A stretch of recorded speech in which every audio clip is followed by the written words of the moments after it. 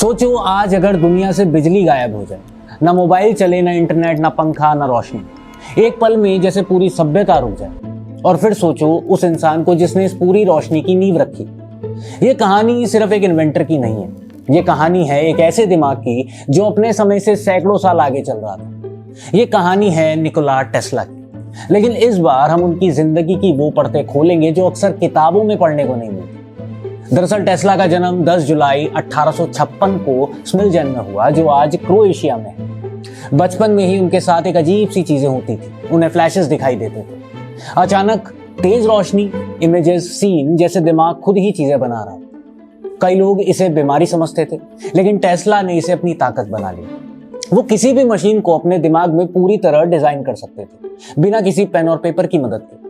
उनकी माँ ड्यूका टेस्ला, जिन्हें फॉर्मल एजुकेशन तक नहीं मिली थी, फिर भी अपने घर में छोटे छोटे टूल्स और डिवाइसेस बना लेती थी। टेस्ला खुद कहते थे कि उनका इन्वेंटिव माइंड उन्हीं से आया है। उनके पिता मिल्टन टेस्ला चाहते थे कि वो पादरी बने, लेकिन टेस्ला का मन मशीन्स और इलेक्ट्रिसिटी में था। बचपन से ही टेस्ला के व्यवहार में एक पैटर्न दिखाई देता था, खासकर नंबर 3, 6 और 9। अब यहीं आता है वो 369 का फंडा, जिसके बारे में बहुत लोग सुनते हैं लेकिन सही तरह से समझ नहीं पाते। टेस्ला का मानना था कि ये नंबर यूनिवर्स के फंडामेंटल पैटर्न्स को रिपीट करते हैं। उनका कहना था कि अगर इंसान 3, 6 और 9 की एनर्जी और पैटर्न को समझ ले तो वो यूनिवर्स के सीक्रेट समझ सकता है। अब इसे आसान भाषा में समझते हैं। टेस्ला देख रहे थे कि नेचर में बहुत सी चीजें रिपीटिंग पैटर्न में होती हैं। ज्योमेट्री, वाइब्रेशन, फ्रीक्वेंसी, ये सब साइकिल्स में चलते हैं। 3, 6 और 9 ऐसे नंबर हैं जो कई मैथमेटिकल पैटर्न्स में यूनिक बिहेव करते हैं। टेस्ला का फोकस खासकर फ्रीक्वेंसी पर था। इलेक्ट्रिसिटी और एनर्जी को अगर सिंपल शब्दों में समझें तो ये वाइब्रेशन है। एसी यानी अल्टरनेटिव करंट भी फ्रीक्वेंसी पर काम करता है, जैसे 50 हर्ट्ज या 60 हर्ट्ज। टेस्ला का मानना था कि यूनिवर्स खुद भी एक तरह का वाइब्रेशन सिस्टम है और 3, 6 और 9 इन वाइब्रेशन के कोर पैटर्न्स हैं। कुछ लोग इसे वॉर्टेक्स मैथमेटिक्स से जोड़ते हैं, जहां नंबर को साइकिल्स में डालकर देखा जाता है। उसमें 1 से 9 तक के नंबर घूमते हैं, लेकिन 3, 6, 9 अलग बिहेवियर दिखाते हैं, जैसे वो सिस्टम के बाहर खड़े हों लेकिन उसे कंट्रोल कर रहे हों। लेकिन एक जरूरी बात समझनी चाहिए, टेस्ला ने 369 को लेकर जो कहा वो ज्यादा फिलोसॉफिकल और थ्योरेटिकल था। साइंटिफिक प्रूफ के साथ पूरी तरह इस्टेब्लिश नहीं हुआ। फिर भी ये दिखाता है कि टेस्ला सिर्फ मशीन नहीं बना रहे थे, वो यूनिवर्स को समझने की कोशिश भी कर रहे थे। टेस्ला खुद अपनी डेली लाइफ में भी 369 को फॉलो करते थे। वो होटल रूम लेते समय उसका नंबर डिविजिबल बाय 3 रखते थे। खाना खाने से पहले 18 नैपकिन इस्तेमाल करते थे और कई रिचुअल्स इसी पैटर्न्स में भी बेस्ड थे। ये उनकी ऑब्सेशन भी थी और उनका बिलीव भी। जब टेस्ला ने ग्राज यूनिवर्सिटी ऑफ टेक्नोलॉजी में पढ़ाई शुरू की, तब वो इतना पढ़ते थे कि प्रोफेसर को लगा कि ये लड़का खुद को पढ़ते पढ़ते खत्म कर लेगा। लेकिन धीरे धीरे वो गैम्बलिंग में फंस गए, स्ट्रेस बढ़ा और वो पढ़ाई पूरी नहीं कर पाए। ये उनकी जिंदगी की पहली बड़ी गिरावट थी। इसके बाद उन्होंने यूरोप में जॉब्स की। बुडापेस्ट में एक पार्क में घूमते वक्त उन्हें अचानक एसी यानी अल्टरनेटिव मोटर्स का आइडिया आया। वो मोमेंट इतना पावरफुल था कि उन्होंने जमीन पर स्टिक से डायग्राम बनाकर अपने दोस्त को पूरा कॉन्सेप्ट समझा दिया। 1884 में वो यूनाइटेड स्टेट्स पहुंचे। जेब में सिर्फ 4 सेंट्स और एक रिकमेंडेशन लेटर जिस पे लिखा था, I know 2 great man, one is you and other is this young man. ये लेटर थॉमस एडिसन के लिए था।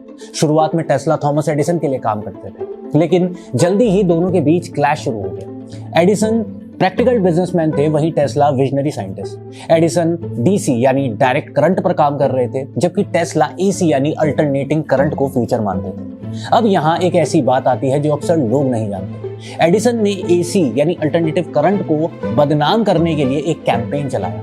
उन्होंने पब्लिक में अल्टरनेटिव करंट से डॉग्स, कैट्स, यहाँ तक कि एलिफेंट्स को भी इलेक्ट्रिक शॉक देकर मार डाला ताकि लोग डर जाएं। ये सिर्फ साइंस का डिबेट नहीं था, ये पावर और कंट्रोल की लड़ाई भी थी, जिसे वॉर ऑफ करंट्स कहा गया। अब इस वॉर ऑफ करंट्स में टेस्ला अकेले नहीं थे, उनके साथ खड़े हुए जॉर्ज वेस्टिंगहाउस। वेस्टिंगहाउस ने टेस्ला के पेटेंट्स खरीदे और एसी सिस्टम को डेवलप किया। 1893 में वर्ल्ड्स कोलंबियन एक्सपोजर में टेस्ला ने अल्टरनेटिव करंट की ताकत दुनिया को दिखाई। पूरी एग्जीबिशन अल्टरनेटिव करंट की रोशनी से रोशन थी और लोग हैरान भी थे। फिर आया नाइजीरिया फॉल्स प्रोजेक्ट। वहां पहला बड़ा हाइड्रो इलेक्ट्रिक प्लांट बना और उसने अल्टरनेटिव करंट को दुनिया का स्टैंडर्ड बना दिया। आज भी जो इलेक्ट्रिसिटी आपके घर में आती है वो टेस्ला के उसी कॉन्सेप्ट पर बेस्ड है।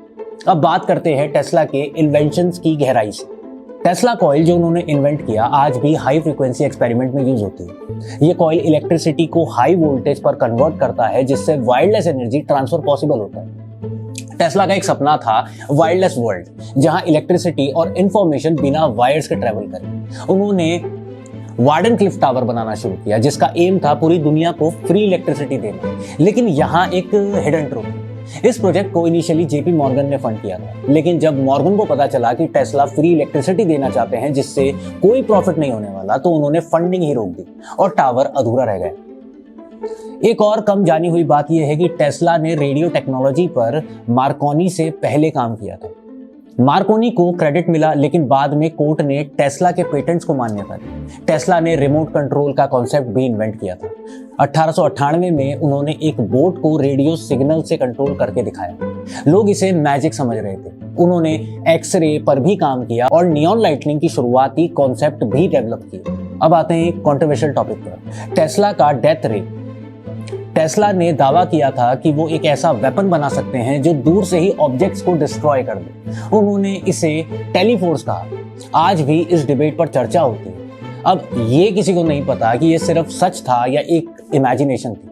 टेस्ला की पर्सनल लाइफ भी उतनी ही अलग थी। उन्होंने कभी शादी नहीं की। वो कहते थे कि उनका काम ही उनका प्यार है, लेकिन वो कबूतरों से बहुत प्यार करते थे। एक सफेद कबूतर को भी वो खास मानते थे और कहते थे कि वो उनके लिए सब कुछ। उनकी जिंदगी के आखिरी साल बहुत मुश्किल थे। वो होटल्स में रहते थे, बिल्स नहीं चुका पाते थे और धीरे धीरे लोग उन्हें भूलते भी चले गए। और 7 जनवरी 1943 को न्यूयॉर्क सिटी में उनकी डेथ हो जाती है। उनके मरने के बाद FBI ने उनके सारे पेपर सीज कर लिए। अब ये एक मिस्ट्री है कि उन पेपर्स में ऐसा क्या था। आज टेस्ला को एक विजनरी माना जाता है। उनके नाम पर टेस्ला INC का नाम रखा गया है। उनके इन्वेंशंस आज हर जगह हैं।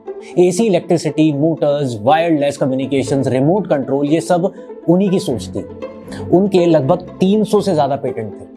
लेकिन शायद टेस्ला की सबसे बड़ी ट्रेजेडी ये थी कि वो दुनिया को समझ नहीं पाए और दुनिया उन्हें नहीं समझ पाई।